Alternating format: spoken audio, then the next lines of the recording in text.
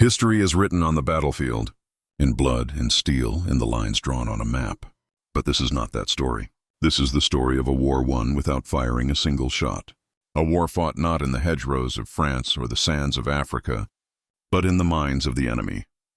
This is the secret history of how the Third Reich's most elite soldiers, men forged in the crucible of Nazi ideology, had their worldview systematically dismantled. Not by interrogation, not by torture, but by something far more powerful: reality. For years they had been fed a steady diet of lies. They were told America was a mongrel nation, a decadent society rotting from the inside, crippled by the Great Depression and run by a cabal of Jewish financiers. They were told its factories were obsolete, its people soft, its soldiers weak. They were told Germany was the future, a titan of industry, technology, and martial spirit. In the spring of 1943, hundreds of thousands of these soldiers, the hardened veterans of Erwin Rommel's legendary Afrika Korps, would be captured. Shipped across an ocean, they prepared for the worst. They expected harsh, primitive camps in a collapsing nation. What they found instead would trigger the most profound and successful re-education program in modern history. They were about to witness a weapon for which they had no defense. A weapon that would not only guarantee Germany's defeat, but would transform these very men from enemies into the future architects of a democratic Germany. That weapon was the American standard of living. May 13th, 1943, Tunisia. The dust settled on the death of a dream. General Hans-Jürgen von Arnim, Rommel's successor, surrendered the remnants of Army Group Africa. In a single stroke, over 250,000 of Germany's finest soldiers laid down their arms. Among them was Oberleutnant Friedrich von Steuben, an aristocratic Prussian officer whose family had served in every German war since Frederick the Great. For him, defeat was a stain on his honor, but his faith in Germany's ultimate victory was unshaken. America and Britain, he believed, had won this single battle through luck, not strength. There was also Klaus Richter, a 22-year-old engineer from Stuttgart, drafted into a panzer division. He was a man of logic and numbers. He knew German engineering, the Tiger tank, the Messerschmitt fighter, was the finest in the world. This defeat, he rationalized, was a temporary setback of logistics, not a failure of German superiority. And then there was Günther Weber, a 19-year-old farmer's son from Bavaria. He was a true believer. He'd grown up in the Hitler Youth, his mind shaped entirely by Goebbels's propaganda.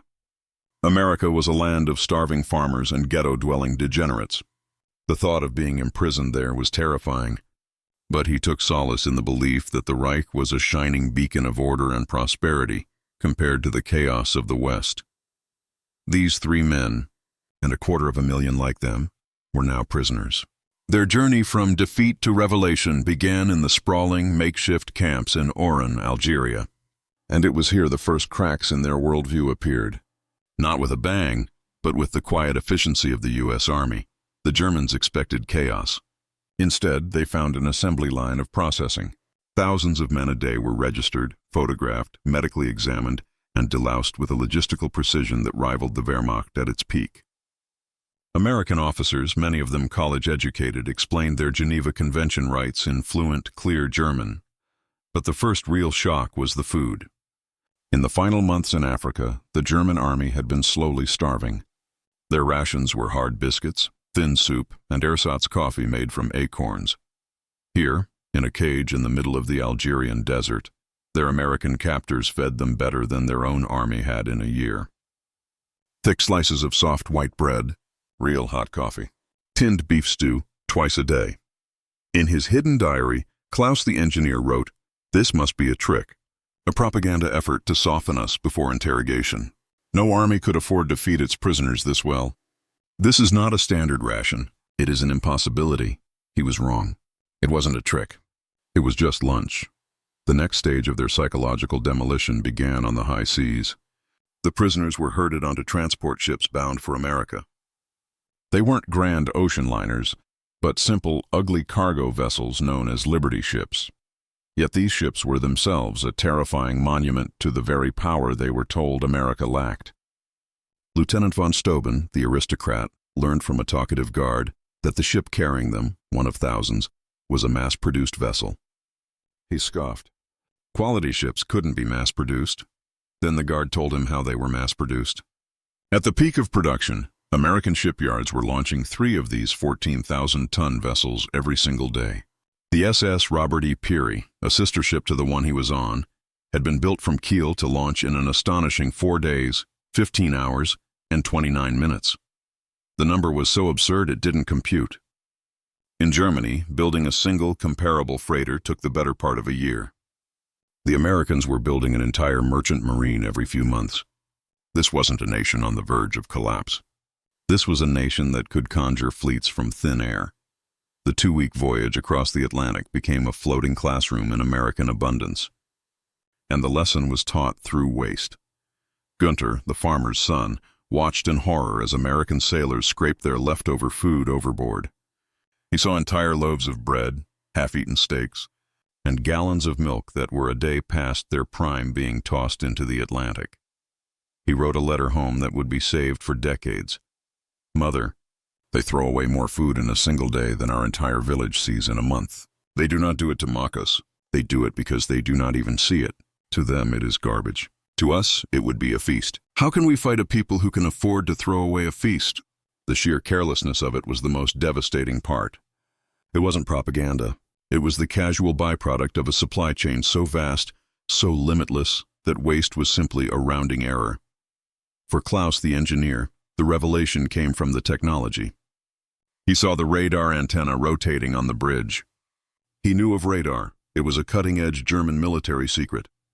Yet here it was, standard equipment on a simple cargo ship. It was then, as he later wrote, that a cold dread began to settle in his heart. "We were told we had the technological edge," his diary reads. "But if their cargo ships have radar, what do their warships have? What do their bombers have?" For the first time, I allowed myself to consider a terrifying possibility, that we were not behind. We were irrelevant. August 2nd, 1943, Norfolk Naval Base, Virginia. As the Liberty ship slid into port, the last remnants of Nazi propaganda were incinerated by the simple act of sight. The prisoners stared, slack-jawed, at a scene of impossible scale. The base sprawled for miles, a concrete and steel forest of activity. Dozens of ships, carriers, battleships, cruisers, destroyers, were being loaded, unloaded, and repaired simultaneously. Towering cranes moving with silent electric power lifted entire tanks and trucks as if they were toys. In a single day, this one American port handled more cargo than the entire port of Hamburg, Germany's largest, could manage in a week. But the most profound shock wasn't the military hardware. It was the parking lot. As the German prisoners were marched from the docks, they passed a sea of civilian automobiles. Hundreds upon hundreds of them, shiny Fords, Chevrolets, and Plymouths belonging to the dock workers, the ordinary laborers. In Germany, owning a car was a symbol of immense wealth, a privilege reserved for the Nazi Party elite and the very rich. The Volkswagen, the people's car promised to the German people for a decade, remained a hollow propaganda dream. Yet here, in this supposedly broken country, the men who loaded ships drove to work in their own private vehicles. Gunter the farmer stared, unable to comprehend. "These men," he whispered to a comrade, "they are simple workers. How can they all own cars?" His comrade, a factory worker from the Ruhr, just shook his head. "This is not possible," he muttered. "We have been lied to." It was more than a lie.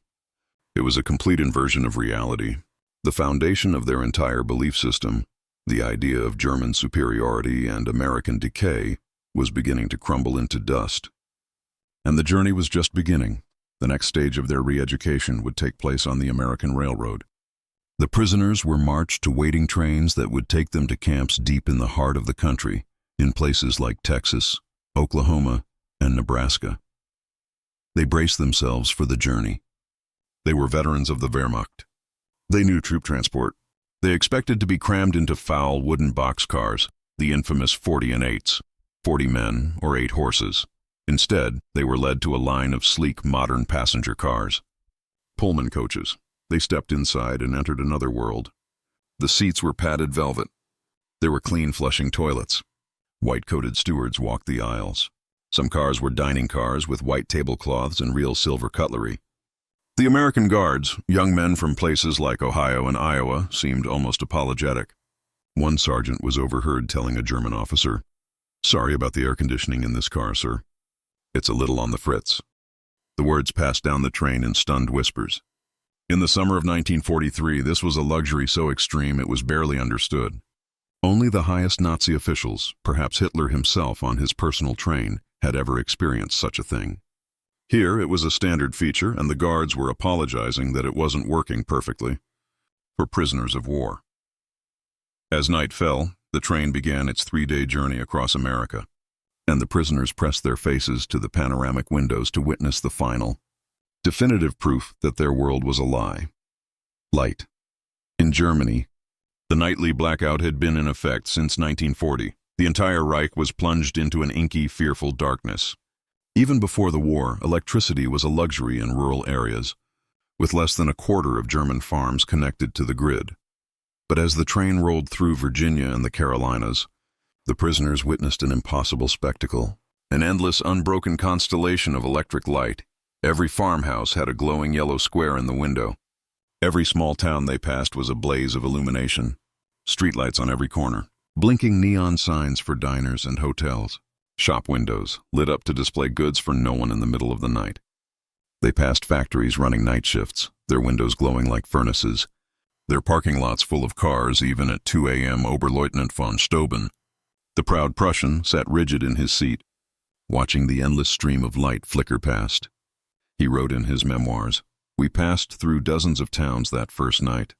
Not cities, small towns. Each one burned with more light than central Berlin. I realized then that we were not fighting a nation. We were fighting a continent, and it was a continent that had no concept of scarcity. It had no darkness. The train was a ghost train, gliding silently through a country that shouldn't exist. A country of impossible wealth, impossible power, and impossible light. For the men on board, it was more terrifying than any battle. Because a battle you could win. But how do you fight a people who have conquered the dark?" The train journey was a rolling diorama of American industrial might, a relentless 2,000-mile-long lesson in humility. Each state they crossed revealed a new, more staggering level of production. Near Alcoa, Tennessee, the prisoners stared at an aluminum plant that stretched for 3 miles along a river.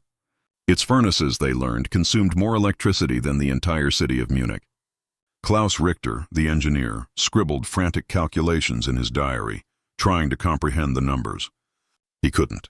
The scale was beyond any German frame of reference. This wasn't just bigger. It was a different species of industry. In Kentucky, they passed the Rubbertown complex. 4 massive synthetic rubber plants, sprung from empty fields in just 18 months, were producing nearly 1 million tons a year. Germany, which had invented the process, had never managed to produce more than a fraction of that in its best year. And then, outside Detroit, they saw it. A sight that would haunt the dreams of the Luftwaffe pilots among them. From miles away, they could see the bomber plant at Willow Run.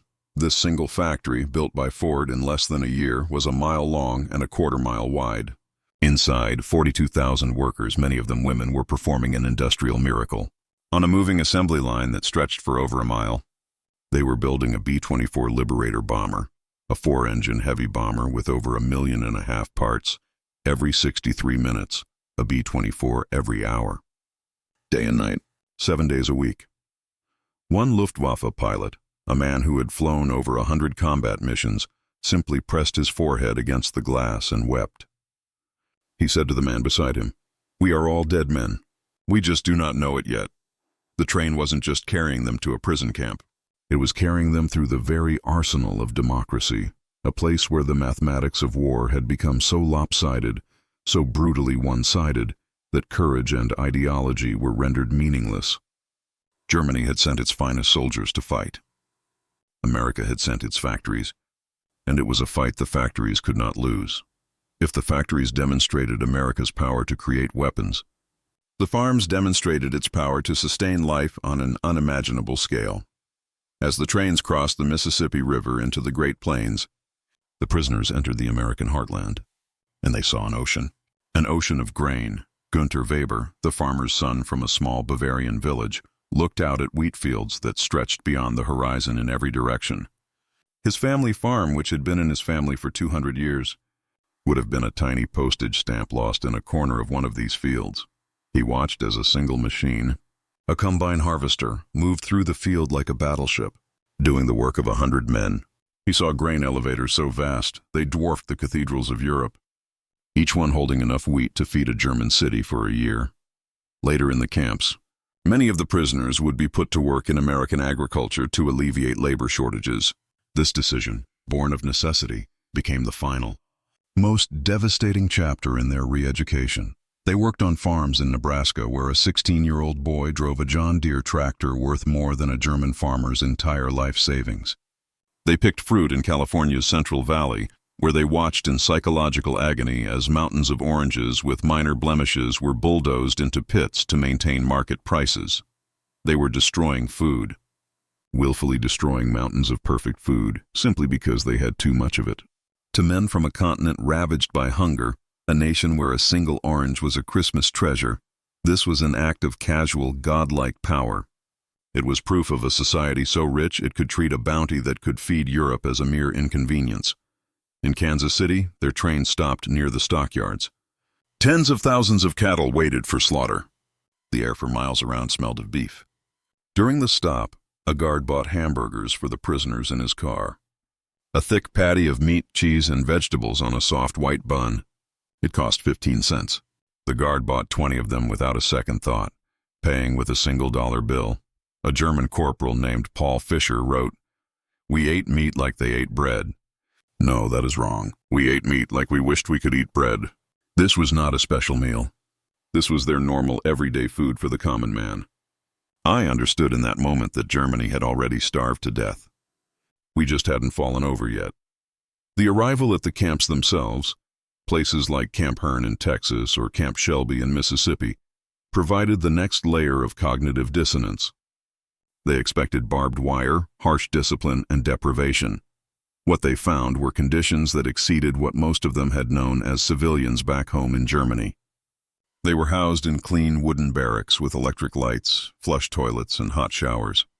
In the winter, the buildings were kept warm with steam heat.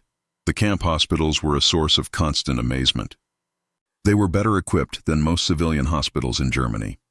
They had X-ray machines, modern surgical theaters, and a pharmacy of drugs that were nearly mythical in the Reich. Here, German prisoners discovered penicillin. This miracle drug, which they had only heard rumors about, was used freely by American doctors, even for minor infections on enemy prisoners. Meanwhile, German soldiers on the front lines were dying from infections for want of basic sulfa drugs. The camp kitchens were another classroom in American prosperity. Prisoners assigned to kitchen duty found walk-in refrigerators, electric mixers, and gas ranges. The daily rations were staggering: fresh milk, eggs, meat, and vegetables. Feldwebel Otto Krebs, a former hotel chef from Munich, wrote in his diary, "Today, my duty was to dispose of the surplus food. I wept as I threw away a dozen loaves of perfectly good white bread into the garbage can. The American regulations require a 10% surplus to ensure every prisoner receives a full ration. My family in Munich has not seen white bread in 3 years. Here, it is trash. This wasn't cruelty. It was the opposite. It was a kindness born of such overwhelming abundance that it was more psychologically crushing than any punishment could ever be. Their nation was starving its own people to fight a war, while America was overfeeding its enemies out of bureaucratic habit. As the war dragged on, the most powerful weapon in the American arsenal was finally deployed: simple human decency. Christmas, 1943. The prisoners steeled themselves for a bleak holiday far from home. Instead, something remarkable happened. American civilians, churches, civic groups, and families sent over 500,000 Christmas packages to the German POW camps. These were not propaganda packages from the government. They were personal gifts from the very people whose sons and husbands were fighting and dying against the German army. The packages contained cigarettes, candy, and handmade cards from school children. At Camp Hearn in Texas, the local Methodist church choir came to the fence and sang Christmas carols in German for the prisoners. This act of charity, of Christian kindness toward a declared enemy, shattered the core tenets of Nazi racial theory. The Nazis taught that compassion was weakness, that enemies must be hated and dehumanized. The Americans, secure in their ultimate victory, seemed to have no need for hatred. Oberleutnant Walter Müller, a man whose own brother had been killed in the Allied bombing of Hamburg, wrote, "They know we are their enemies, yet they show us this kindness, not for propaganda, but because it is their nature." What kind of people are these? Only a people absolutely certain of their power can afford to be so generous to those who tried to kill them. The Christmas dinner that followed was the final blow. Turkey, ham, pies, ice cream, a feast of mythic proportions. They ate until they were sick. And they knew, from the guards who shared the meal with them, that this was just a normal American Christmas dinner. Every family across the continent was eating this same meal. In that single day, America achieved what years of bombing could not. It won the war for their hearts and minds, not by proving it was stronger, but by proving it was better. When the news of the D-Day landings arrived in June 1944, there was no shock among the prisoners. They had already seen the factories that built the ships and the planes. They knew the invasion was inevitable. When the horrifying footage from the liberated concentration camps was shown to them in 1945, they finally understood. The lie wasn't just about America's weakness. The entire cause they had fought for was a moral horror. They thought they were warriors. They discovered they were the tools of criminals. And the America they called decadent and weak had shown them what civilization actually meant. Between 1945 and 1946, over 370,000 German prisoners were sent home. They returned to a nation in ruins, a country not just defeated but morally bankrupt. But they did not return empty-handed. They carried with them an education, an involuntary immersive education in democracy, industrial efficiency, and human dignity. They had seen the future, and it worked. These former prisoners became the unwitting agents of Germany's reconstruction. They brought American methods to German factories. They brought American efficiency to German farms. They became leaders in business, politics, and academia, helping to build the Wirtschaftswunder, the West German economic miracle of the 1950s. They had arrived in America as soldiers of the Third Reich, believers in a hateful lie. They left as witnesses to the truth, that a free society, for all its perceived chaos, could generate a power, both material and moral, that no totalitarian regime could ever hope to match. The war was won with tanks and bombers, ships and guns. But the peace, the lasting peace between two former enemies, was won here, in the prison camps of America. It was won with white bread, with hot showers, with Christmas carols sung in German. It was won by revealing that America's secret weapon wasn't the atomic bomb. It was the simple, overwhelming, undeniable evidence of a free society's power to create. And in doing so, it transformed its worst enemies into its greatest allies.